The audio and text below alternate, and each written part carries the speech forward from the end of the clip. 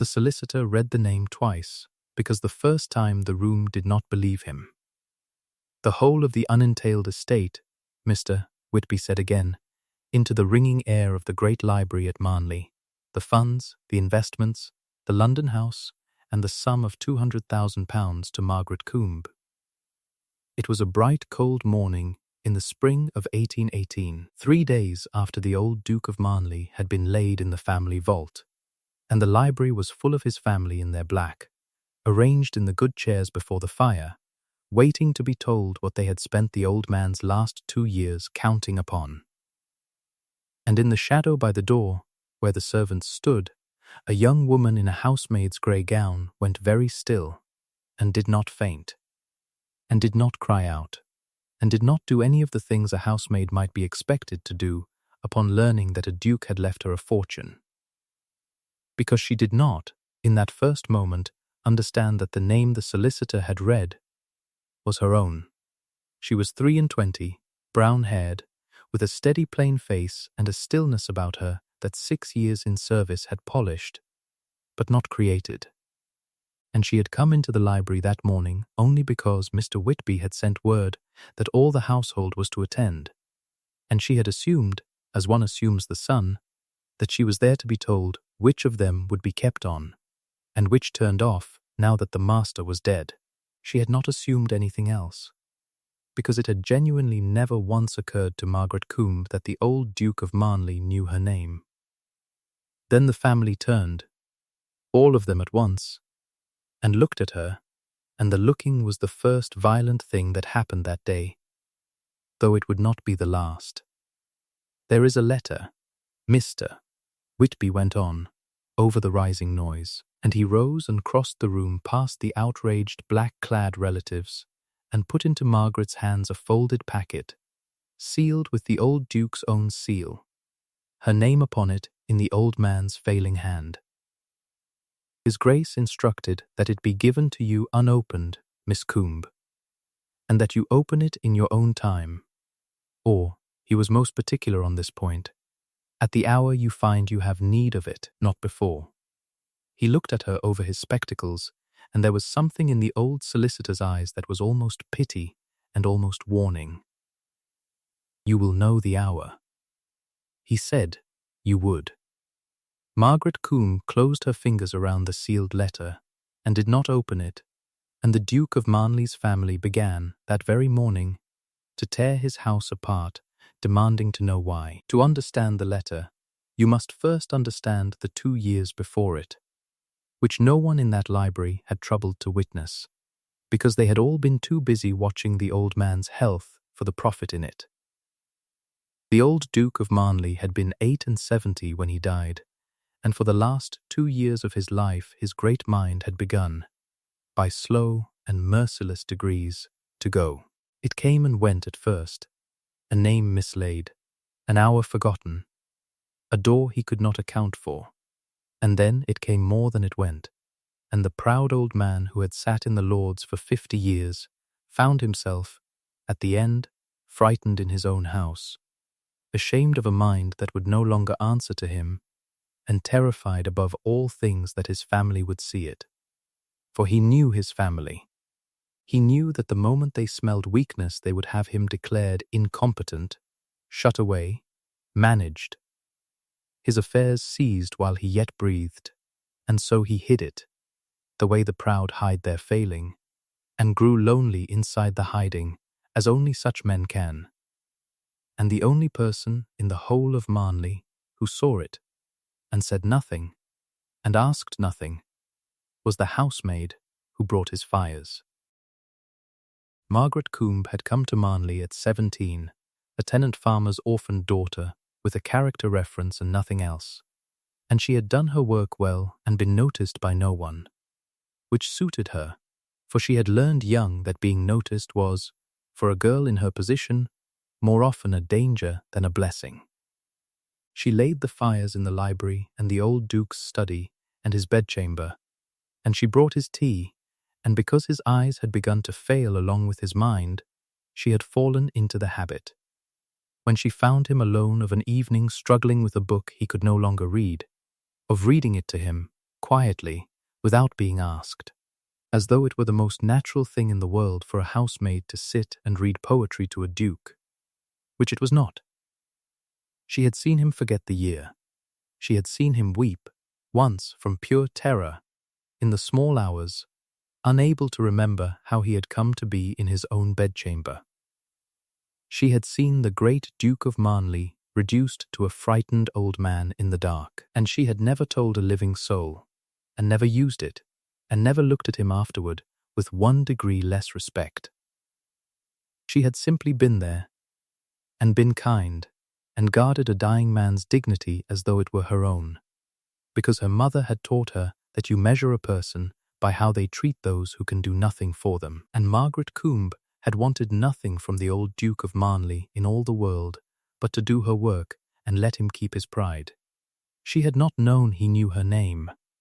He had in fact forgotten it 100 times. But in his lucid hours, and he had them still, to the end, bright, cruel windows of clarity between the fog, the old Duke had known exactly who came each night to read to him and ask nothing, and he had known exactly what she had chosen not to see, and not to say, and not to use. And a man who has spent his whole life among people who wanted his money, discovering at the end of it one person who wanted only his comfort, does not forget that person, whatever else he forgets. There had been one other soul who visited Marnley in those last years for no profit, and his name was Gabriel, and he was the old Duke's grandson. His father, the old Duke's only son, had died young, which made Gabriel the heir to the title and the entailed lands, and might have made him, like the rest, a circling watcher of a dying man's pulse. It had not. Gabriel had loved his grandfather, plainly and without calculation, and had come down to Marnley through those last 2 years more often than duty required, and had sat with the old man on his good days and his bad ones alike. And it was on one of those visits, a year before the end, that he had first truly seen the housemaid who read to his grandfather by the library fire. He had come in unannounced one evening and stopped in the doorway, unseen, and watched. The old Duke, who had not known his own grandson's name that afternoon, sitting quiet and unafraid, while a young woman in grey read him Cowper in a low, steady voice, pausing to explain a line when his face clouded, never once letting her patience show as patience, so that the old man need never feel he was being managed. Gabriel had watched the maid give his grandfather, for the space of an hour, the one thing the whole of the family's money and rank could not buy him: the sensation of being a person and not a problem. And something had turned over in Gabriel's chest that he had no name for.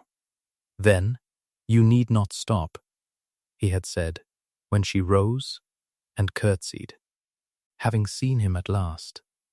"He likes to be read to." "I never knew that. I have known him 30 years, and I never knew that." And he had looked at the maid with the specific, disarming astonishment of a man discovering that someone had been quietly doing the thing he ought to have done himself. "How did you know it?" I asked him. "Your lordship," Margaret had said simply. "One only has to ask. People will tell you a great deal if they think you are truly asking and not merely being kind at them." And she had curtsied again and gone. And the future Duke of Marnley had stood a long time by the fire, wondering how a housemaid had come by more of his grandfather in one winter than he had come by in 3 decades, and had found, to his own considerable inconvenience, that he could not afterward come to Marnley without hoping to see her.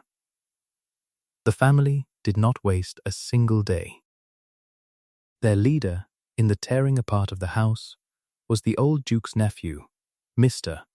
Roland Crewe, son of the Duke's late sister, a florid man of 45, who had spent 30 years and a great deal of other people's money on the settled expectation of his uncle's fortune, and who now stood to inherit exactly nothing. Roland Crewe had debts that the £200,000 had been quietly holding at bay for a decade, and the news that the money had gone instead to a housemaid struck him not as a grief, but as a robbery, and he set about undoing it with the energy of a drowning man. His weapon was ready-made, and it was the truth. Bent, the old fool, was mad, he said, to the family, to the solicitor, to anyone in the county who would listen. Everyone knew it these 2 years past, wandering, forgetting, weeping like an infant. He was not competent to leave his fortune to the parish poor box, let alone to a scheming chambermaid who saw her chance and took it.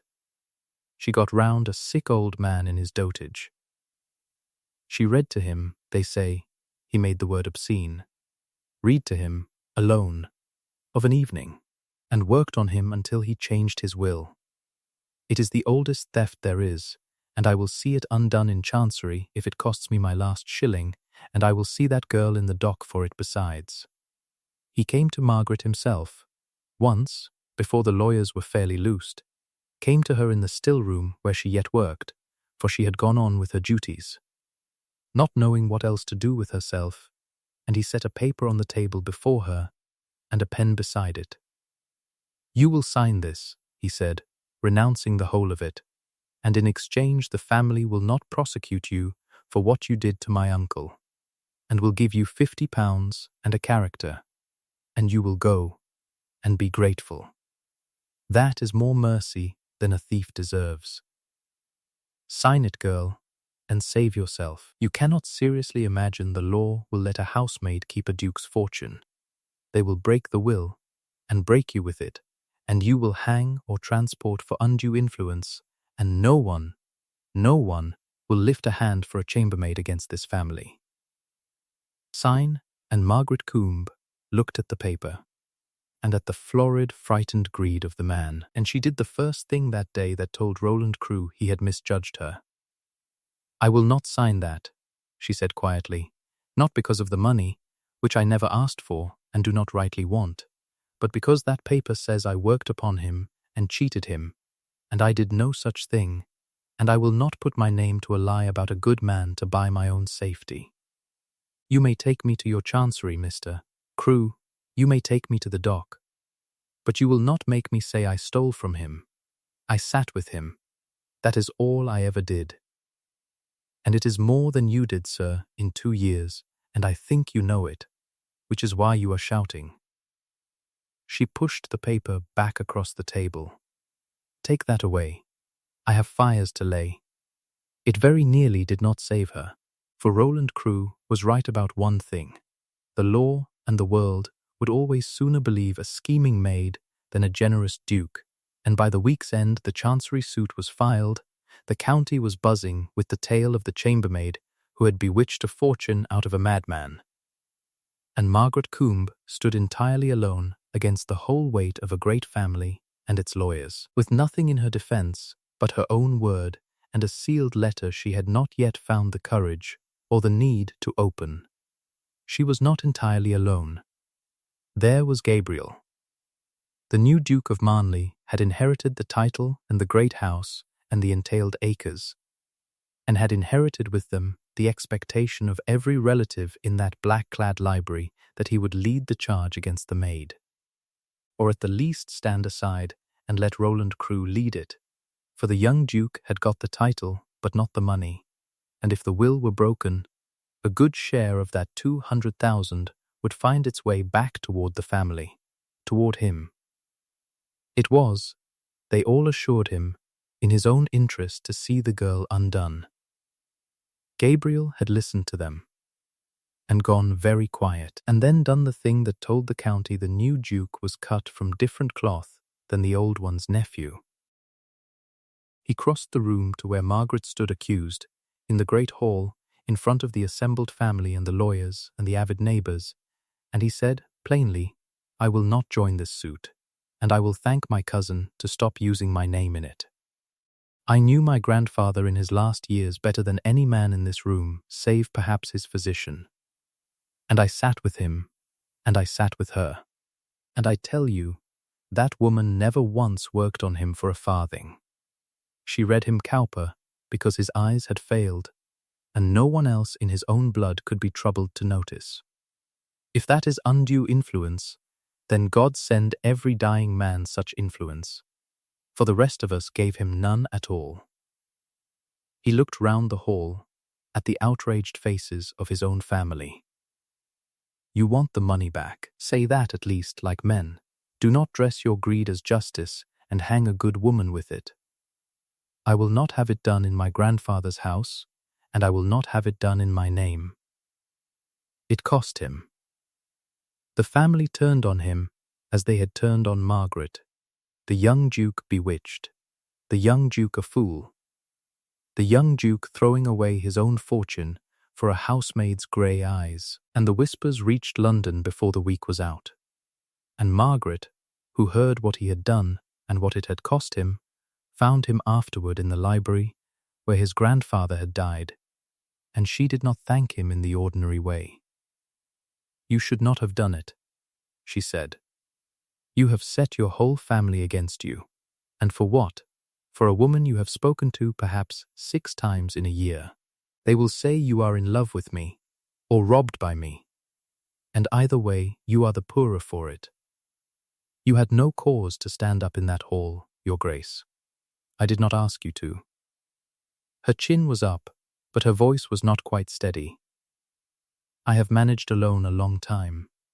Do not ruin yourself being kind to me. I could not bear to be the cause of it. Margaret, it was the first time he had used her name, and it stopped her. I did not do it to be kind to you. I did it because it was true, and because I have spent my whole life in rooms where no one says the true thing, and I have discovered lately that I would rather stand alone in the truth than comfortable in the lie. I learned that, as it happens, from watching a housemaid read to a frightened old man when there was nothing in it for her at all. He was standing near her now, near enough that one step would have closed it, and neither of them took the step, and the fire his grandfather had died beside burned low between them. You keep telling me what I ought not to do for you. I notice you have not once told me you wish I would not. I find I am waiting to hear whether you will. She did not tell him she wished he would not. That was all the answer either of them had, that evening, and it was enough to keep the fire company after they had each gone to their separate ends of a house that did not yet know what to make of them. In the fortnight that followed he did not stay away, though a wiser man in his position would have. He found reasons to be at Marnley, and reasons to be wherever in it she was, and slowly the 6 conversations became 60, and the housemaid and the young Duke fell into the particular ease of 2 people who have each spent their lives being wanted for the wrong reasons and have unexpectedly met someone who wants them for none at all. You are unhappy, he said to her one evening, finding her at the library window with the sealed letter in her hands, turning it over and not opening it. More than the suit accounts for. You have been unhappy 3 days now, and it is not fear. I have watched you not be afraid of things that would fell a grenadier. What is it? She was quiet a long moment. I know how to win, she said at last, low. That is what it is. I have known for 3 days. There is a thing I could say in that library, in front of them all, that would end the suit in a sentence and let me keep every penny, and I will not say it, and it is costing me more not to say it than losing the whole fortune ever could. She looked at the letter, not at him. He spent his last 2 years terrified that they would see him weak. If I save myself, I have to hand them the very thing he died hiding. I would rather sign Roland's paper and walk out with nothing. I have decided I will. I did not think it would be so hard to give away £200,000 to protect a dead man's pride, and find there is not one soul I can even tell why. You have just told one soul, Gabriel said. She looked up then, and he was near her, near enough that one honest step would have closed the whole distance between a duke and a maid, and neither of them took it. But neither of them stepped back either, and the low fire threw their 2 shadows together on the wall whether they willed it or no. You are the strangest woman I have ever known, he said, very quietly. You are about to give away a fortune to keep a promise no one knows you made, to a man who cannot thank you, and you are ashamed only that it is hard. I have known earls who would sell their mothers for 1/10 of it. His hand rose, and did not quite touch her face, and hung there in the warm air between them. Whatever you decide to say in that room, Margaret, I will be standing beside you when you say it. That is all. I wanted you to know it before the hour came, so that whatever you lose, you will not lose it alone. She did not answer him in words. She only turned her face, a very little, toward the hand that had not quite touched it. The smallest motion, the whole of an answer, and then footsteps sounded in the corridor, and the moment folded itself away unspent, the way such moments did in that careful house, waiting for an hour when the two of them would have nothing left to lose by finishing it. The reckoning came in that same great library, a fortnight on, when the family gathered with their lawyers to put it to Margaret Coombe directly, before witnesses. One last time, sign away the fortune and confess her influence, or be dragged to chancery and ruined. And they made, in their confidence, one demand too many. It was Roland Crewe who made it. If my uncle was in his right mind, he sneered, as this creature pretends, then let her tell us why. Why, in the name of God, would a Duke of sound mind leave £200,000 and his house to a chambermaid, if not that she got round him? There is no sane reason for it. None. Let her stand there and give us one sane reason. Or let her sign. He spread his hands to the room. She cannot. Because there is not one. The room turned to Margaret, and Margaret Coombe understood, in that moment, exactly what Mr. Whitby had meant. You will know the hour. For she had faced, these 3 weeks, a choice she had told no one. She could save herself and the fortune in a single stroke. She had only to tell the room the truth about the old Duke's last 2 years. The wandering, the weeping, the terror, the failing mind, to confirm, in open court and open county, that the great Duke of Marnley had ended his life a frightened, broken old man. It would prove she had not coerced a sharp mind, because there had been, at the end, no sharp mind to coerce. But it would also drag the proud old man's dignity through every drawing-room in England, and make his memory a byword, and hand his enemies the very thing he had spent his last 2 terrified years hiding from them. She could keep the fortune by breaking his good name. She had decided, days before, that she would not do it. She would let them have the money, all of it, before she would buy it with his dignity. She had come into that library prepared to sign, and lose everything, and keep the one thing that was truly his to leave her, which was her silence about how he had suffered. But she had brought the letter. And she understood, now, that this was the hour. I will give you your reason, Mr. Crewe, Margaret said, and her voice did not shake, though I had sooner have lost every penny than give it. And I want that written down, that I came into this room today meaning to sign your paper and walk out with nothing, rather than say aloud the thing I am about to say. Remember that, all of you, when you hear it. A thief does not give away the prize to protect the man she is accused of robbing, but I will not be called a liar over his grave. And he left me the means to answer you, and I think he knew you would ask me exactly this. She drew out the sealed letter, her name upon it in his failing hand, unopened these 3 weeks. So here is his reason, in his own words. He told me I would know the hour to open it. This is the hour. She broke the old Duke's seal, in front of them all, and she read. The letter was not long, and it was written in a hand that wandered, the hand of a man reaching through fog for his own thoughts, but it was lucid, and it was witnessed by his physician and Mr. Whitby as being written in an hour of clear mind, and it was dated, and it was signed. Margaret read it in her low, steady voice. the voice that had read him Cowper by that same fire. And the great library went silent as the grave. To whoever demands to know why, it began. For he had known, the old man, exactly who would demand it. And to my family, who I do not doubt are gathered demanding it, you want a sane reason. Here is one. For the last 2 years of my life, my mind has been leaving me, and I have been more afraid than I have ever been of anything, and I hid it from every one of you, because I knew you would use it to cage me. Every one of you. Except her. This girl, whom none of you ever noticed, found me lost in my own garden in my nightshirt one night in the autumn, weeping like a child because I did not know my own house, and she did not run to tell the others, and she did not use it, and she did not pity me to my face.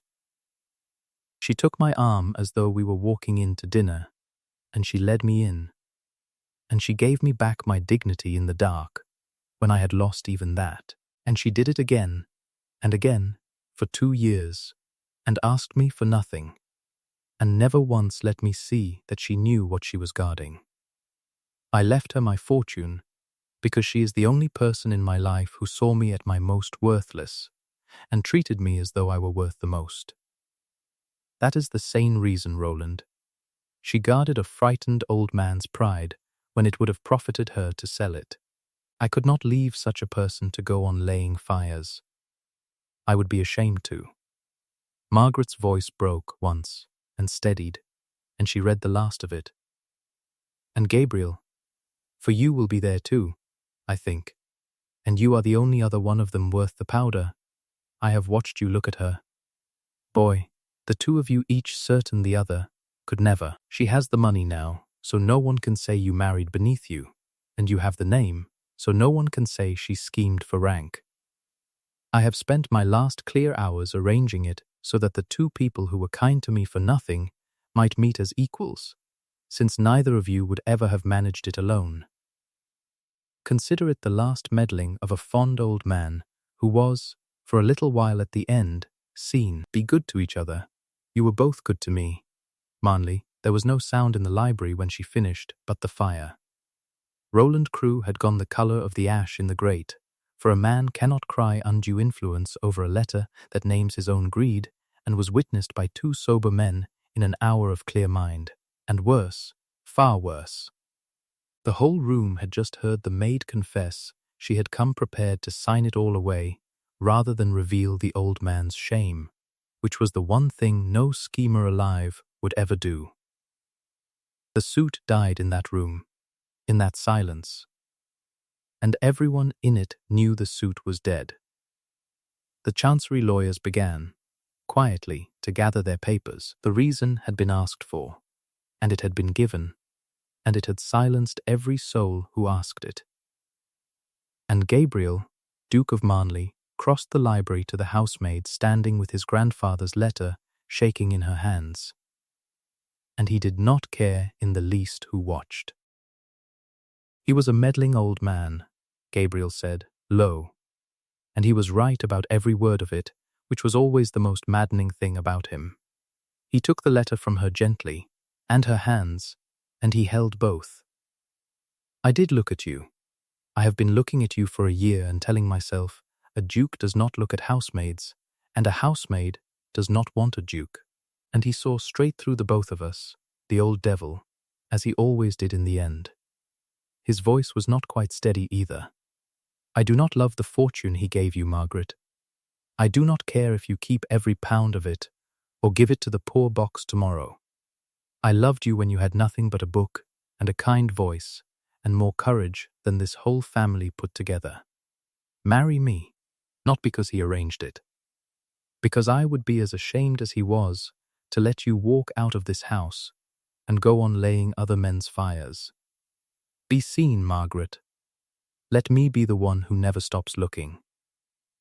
And Margaret Coombe, who had wanted nothing in all the world but to do her work and let a lonely man keep his pride, and had thereby been seen more truly than she had ever known, said yes, and the kiss that answered it was quiet and grave, and meant the whole of everything, and it happened, fittingly, by the library fire where an old man had once been read to in the dark. Roland Crewe left Marnley that same day and did not return. His debts, no longer held at bay by any expectation, came down on him within the year, and he retired to the continent much reduced, where the story of how he had lost a fortune to a housemaid's honesty followed him about like a dog, as such stories do. The rest of the family made, in time, the sheepish peace that people make when they have been shown their own smallness in front of witnesses. Margaret did not give the fortune to the poor box, though she thought about it. She kept it. At Gabriel's insistence, he gave it to you because you were the only honest soul in his life.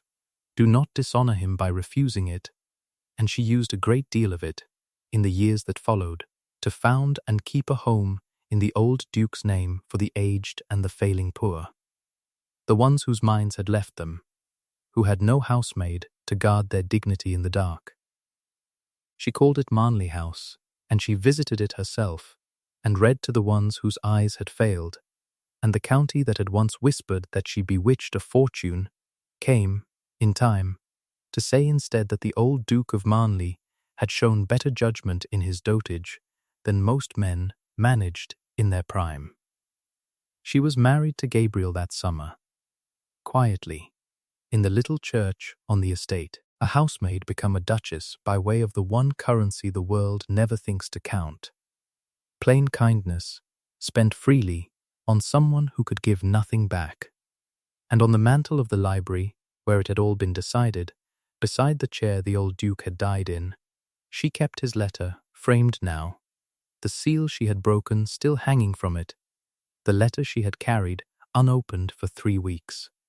Terrified of its power and ignorant of its mercy, the last words of a frightened old man who had, at the very end of a long proud life, been truly seen, and had spent his final clear hours making certain that the one who saw him would be seen in her turn. She read it, sometimes, on the quiet evenings, aloud, to the man beside her by the fire. She had always been good at reading aloud. It was, in the end, the whole of what she had ever done, sit with the overlooked and the failing and the afraid, and give them her voice, and ask nothing, and it had bought her, without her ever once seeking it, the only fortune that had ever truly mattered in that great house, the astonishment of being known by someone who had every reason not to look, when she had never once imagined that anyone was looking at all.